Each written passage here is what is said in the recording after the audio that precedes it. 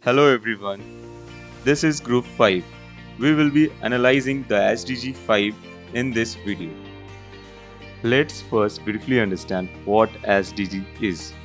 SDG stands for Sustainable Development Goal, the 2030 Agenda for Sustainable Development adopted by all United Nations member states in 2015, provides a shared blueprint for peace and prosperity. At its heart are 17 Sustainable Development Goals. Here we will be discussing about SDG 5. The SDG 5 concerns gender equality and is fifth of the 17 SDG. It aims to achieve gender equality and empower all women and wives. It has 9 targets and 14 indicators.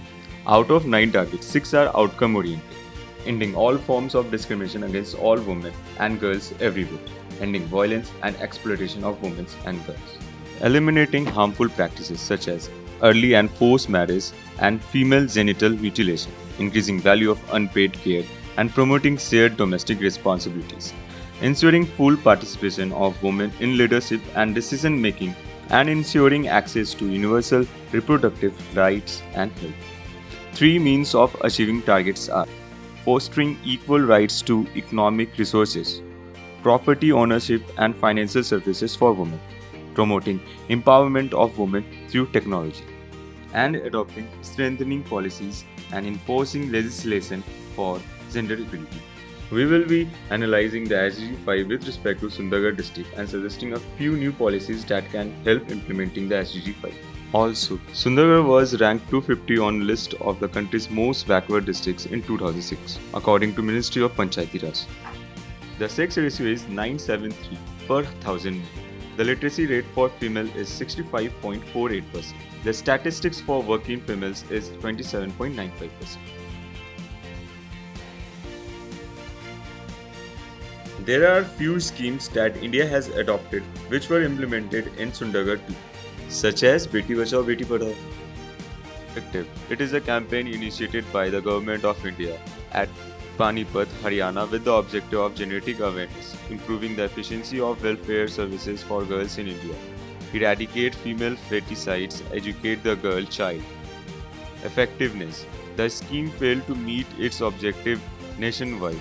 The sex ratio in 53 out of 161 districts under the scheme declined from 2014 to 15 and 2016 to 17.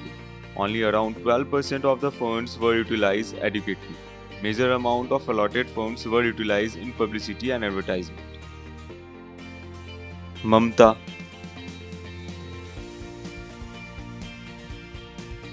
Objective. It is a state-specific scheme launched by the government of Odisha with the following objective: to provide a partial wage compensation for pregnant and nursing mothers, to increase the utilization of maternal and child health care services, to improve mother and child care practices. Effectiveness. A few studies conducted have concluded the following results. Implementation of the scheme was rather smooth and installments were paid regularly in majority cases. Women got adequate rest during the pregnancy and utilized the money for purchasing a nutritious food and required medicines. Sabla. Objective. Sabla is centrally sponsored program of the Government of India with the following objective: improvement of nutrition, health and hygiene of adolescent girls, upgrade home waste and life skills and integrate with the National Skill Development Program, provide information and guidance about the existing public services, provision of nutrition, health supplements, vocational training and life skills education, counseling and guidance on family welfare. Effectiveness. A general increase in enrollment has been seen post-implementation of Sabla in Odisha. Funds appear to have been used effectively, except for utilization overshooting the released funds in 2012 and 13. In general, the scheme appears to be effective in Odisha. The response of citizens has been productive. So let's see the progress and flaws of these policies. All in all, the implemented policies for women empowerment in Sundargarh seem to have been executed smoothly with good public response and visible improvement. Despite these schemes and substantial improvement, however, The following problems consequential to gender equality and women empowerment still pertain according to the Human District Development Report. The sex ratio in the age group 0 to 6 has gotten adverse. The work participation rate of female workers requires improvement. Female literacy rates, despite the improvement, still see a substantial gender gap. Women face difficulties accessing a quality healthcare services. Female trafficking is proving to be a real challenge for the district administration. We have come up with a few policies to achieve the goals of SDG 5 by the year 2030 for district of Sundargarh with our little knowledge about the topic. As the district of Sundargarh is mostly a tribal area, the issue of human trafficking is very frequent. Hence, our first policy is Prati Raksha.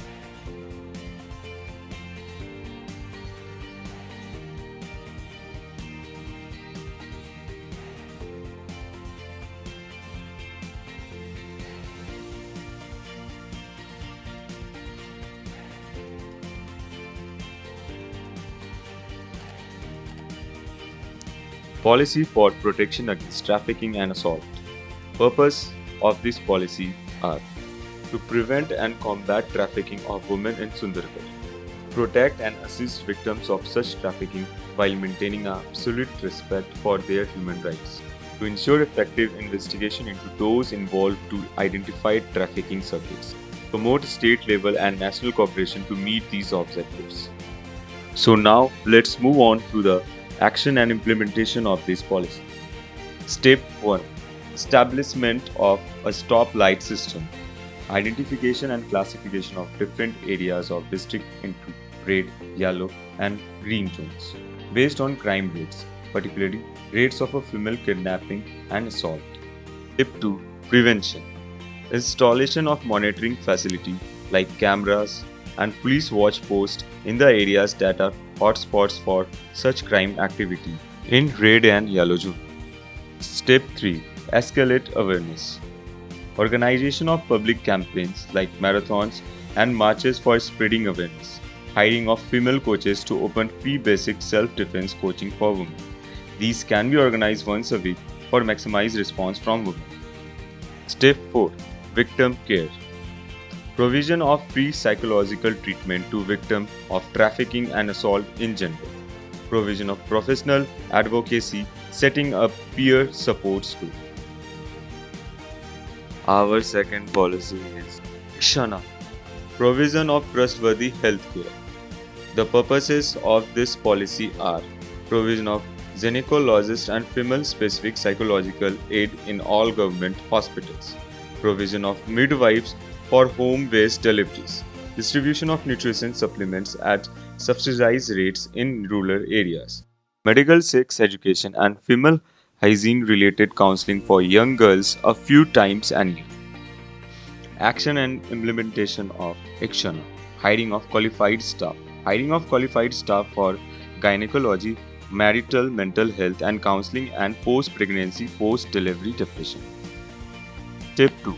Training of local women to be midwives.